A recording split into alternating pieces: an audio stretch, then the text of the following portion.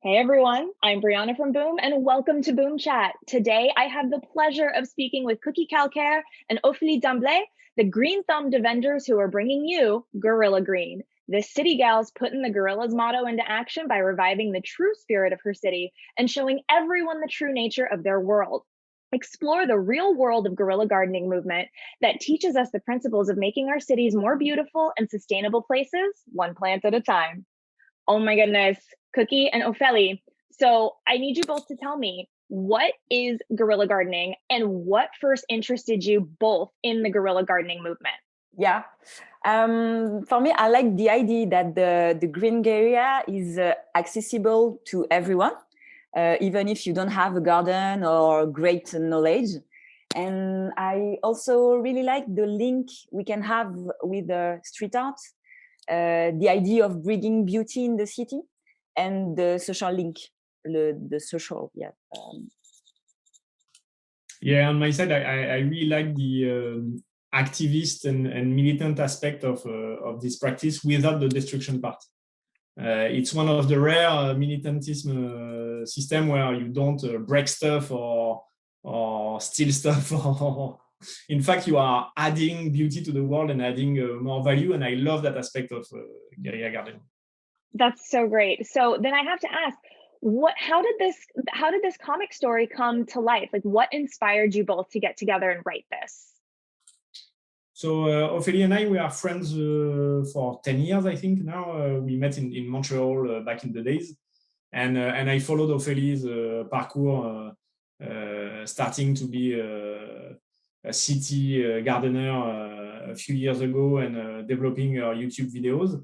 And I was working on my comic books on the side. And one day we started to discuss about the TED Talk of Ron Finlay about guerrilla gardening. That was for me the first time that I was really convinced about that kind of practice. And quickly we discussed together and I was like, okay, I'm in between two books. Maybe we should do a book about that. Oh, yeah. That's so fun. Ophélie, what's your take on that? Yeah, I was inspired by my very concrete experiences as urban farmer. And I wanted to just partager,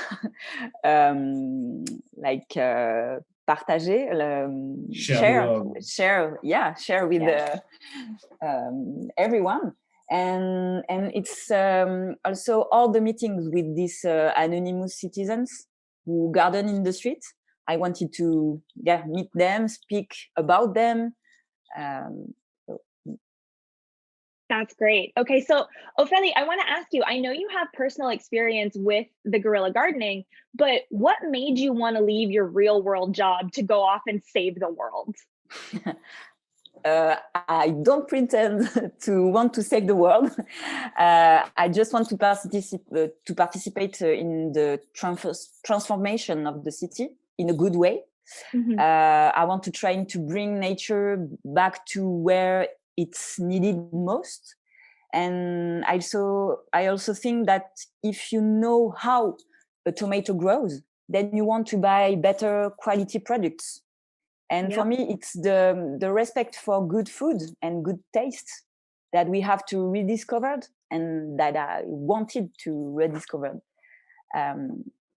That's amazing. I have to tell you, as somebody who is an American and gets processed food all the time, the 3 weeks that I spent in Paris, I had the best food of my life. Like, everything just tastes better in Paris. Like, usually I hate tomatoes and I was like, oh my God, this is what a tomato is supposed to taste like. This is ridiculous. So yeah, and I can't even imagine that the things that you're planting, they probably taste better than what you're getting in Paris. So I can't even, that's amazing. True story. Oh, I love it. Okay, so Cookie, I know that you mentioned that you and Ophélie met in Montreal, but is there more to the story of how the two of you met? No, it includes a lot of drinks and skateboard at the time for Ophélie and partying a lot. No, it was a different time, but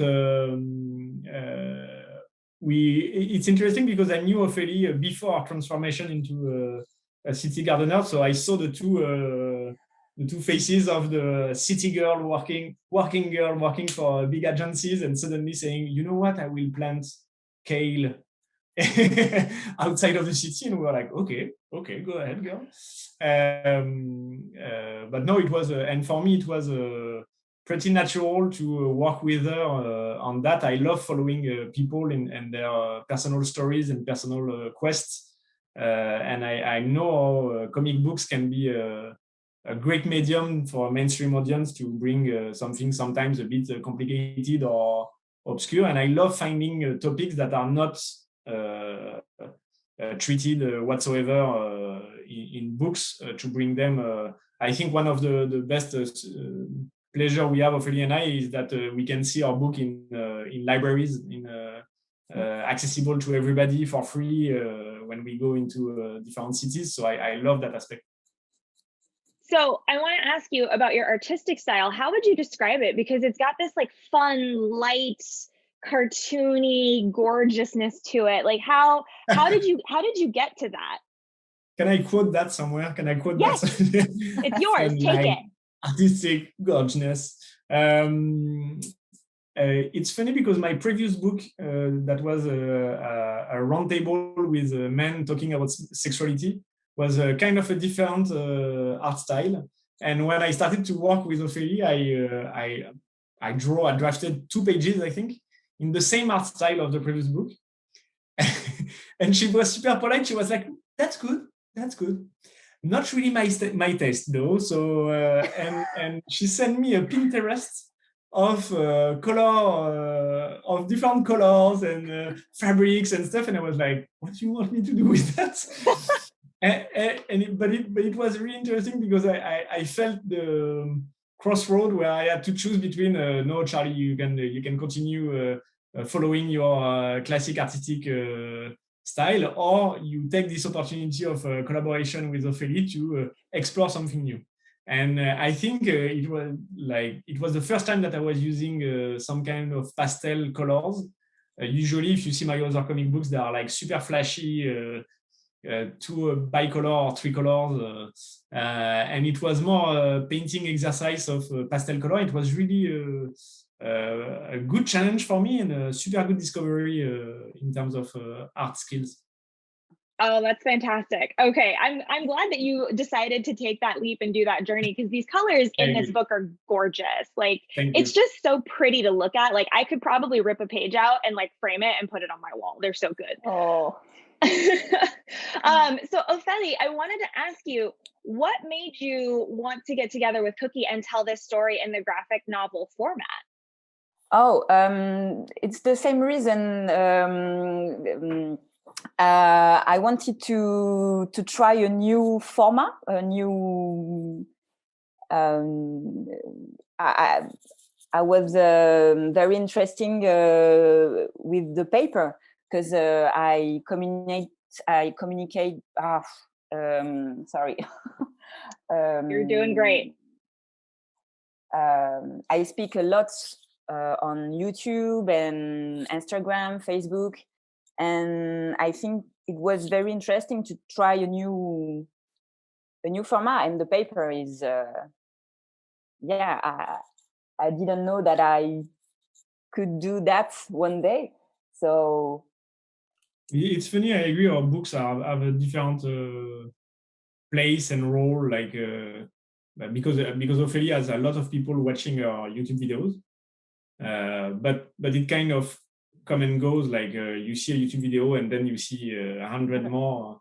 Where we know that when you buy a book, a comic book or even any book, it's kind of a really special object. It's a more concrete object. It has a place in your library. You can give that book. It's a really, when you give a book to someone, there's a real link there.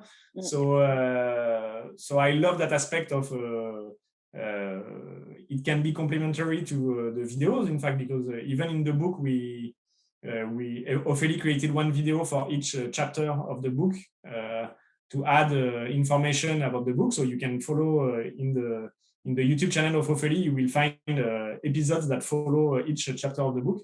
And I love this team up between the 2 media of comic books plus videos. I love that. That's so great. So, okay, so Cookie, I wanted to ask you about something with the art. I noticed that throughout the book, Ophelie's hair color changes. Is that meant to represent anything, or is that just like a fun choice? What is that? Because I thought that was so interesting. So it's linked to special stones that Ophélie gets. No, no. That represent her moods, depending on the moon that she has to recharge. No. It was mainly at the beginning. It was just a fun, colorful exercise for me to change every chapter the hair color. But it was also, I think, the first time that I was doing a book not about myself. So all my other books, it's the main character, it's me. So I'm super tired of drawing myself. And it was the first time that I had a new character to draw. So I think, Ophélie, you were my first real fiction, not non-fictional, but almost fictional character. So I almost wanted to change her haircut from episode to episode, but she was like, no, but okay, already color is okay. But it's funny because it inspired Ophélie to try color at one point. To try pink one, yeah. Did you like that? Did you keep it for a while? Oh yeah, 1 week, but it was amazing. I love it. I want to dye my hair again, but it's so much upkeep. Okay, so my favorite frame in the book has Ophélie hanging out in a cemetery near Jim Morrison's grave, eating a pizza. Did you actually do that? Because that is so epic if you did. And if you didn't, lie to me. Yeah, I did it. Yeah. I love that. It's so fun. And like, honestly, like the cemeteries in Paris are gorgeous. And like, I would absolutely hang out in one of them and eat a pizza. It's a great choice. You can do it, huh, if you want. Yeah. I think that as an ex-Parisian, cemeteries are like a normal place to sometimes hang out and go. And Jim Morrison's grave, as many other famous graves, are kind of a place of hangouts for kids or teenagers when you are living in Paris. So yeah. But I love the story that we are telling in that frame, where in fact, and it's a true story. Ophélie, correct me if I'm wrong, but it's a family of foxes that were found living in the cemetery. And what we are explaining in that sequence is that in fact, where the best place for plants and animals to grow is where humans are dead. Yep. And it's a sad truth, but it's the truth. And inside the city, it's cemeteries that find the best places to have amazing plants and animal life. Biodiversity. Yeah, we are the reason why plants and animals can't have nice things. So a quiet place. I know, you just need a quiet place. Even in this, even I'm in the middle of the city, but I've got a feral cat that hangs out in my backyard. We've got 2 crows that come visit, and we have a grumpy squirrel, and we have named all of them. And we just leave them alone, and we leave food out there for them, and they do their thing, and that is fine by me. Yeah, they are roommates. They are. They all share. It's great. Okay, so I want to know, what has been the most difficult fruit, vegetable, or plant for you to grow? For me, cabbages grow easily, but they are often attacked by insects, such as caterpillars, and they must be constantly monitored. So yeah, and you, Charlie, and you, Cookie. Me, I'm the opposite of Ophélie. It's really hard for me to grow something. So until maybe for my rabbits, I will start to grow stuff because I can see that clearly they need. But I would love to grow carrots. I don't know why. Carrots for me are like I think it's the color. I think it's the orange, the vivid orange that I want to see grow. That's amazing. Okay, so what's been your favorite guerrilla planting spot? Like, what's like the coolest? Well, yeah, what's the coolest place you've ever planted something? For me, I don't have a favorite place to plant, but on the contrary, I like to play with the constraints, the small spaces, like a wall crack, and I like to use upcycled materials too. So I like to play with difficulties. Awesome. So the more difficult, the more challenging, the more you're into it, right? Yeah. Awesome. I like also when there's a contrast with where you are planting and like I remember when you were planting in front of a fast food restaurant in Paris or and decided that you can have gardens that are specifically placed in zones that are at risk for bad food positioning, and it's super interesting. I think in Barcelona we have a few gardens like that were created by the neighborhood, and you can see the impact on all the restaurants around and the quality of food around, because it has a clear impact. It's number one competition for them. It's wonderful to see them. Oh, that's great. Okay, so my final question, this is very important to me. What is your advice to people like myself that literally kill every single plant that they touch? I have a black thumb. I can't keep anything alive. What do I do? I kill the plants too, so it's okay. Okay, good.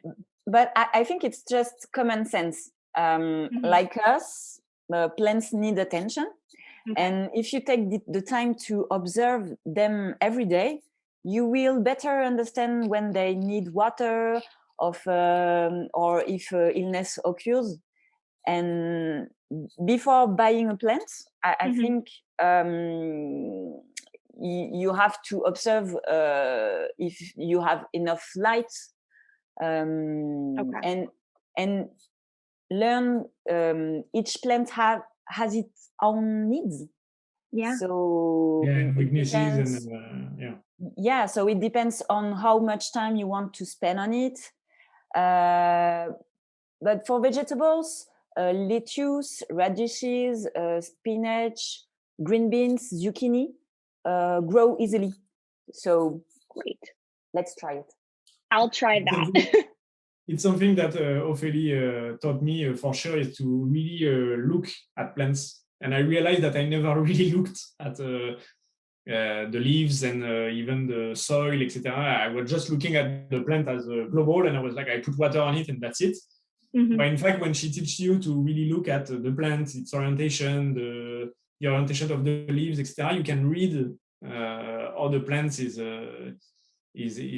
doing. And something that I learned also is that being such a geek for comic books or anime or even internet in general, you can be a geek too on plants. Like you can start checking what is the RPG stats of your plants and what is the strengths and weaknesses and what is the arcanomy of your plant, etc. And I love that aspect. I think it's something that we should teach more. Like, okay, find your plants.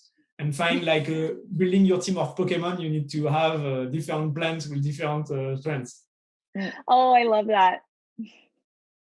Hopefully, were you going to say something? You look like you were going to jump in. No, you're good. You're good. You were just so into what Cookie was saying. I was just like, oh, she's going to go back. Okay.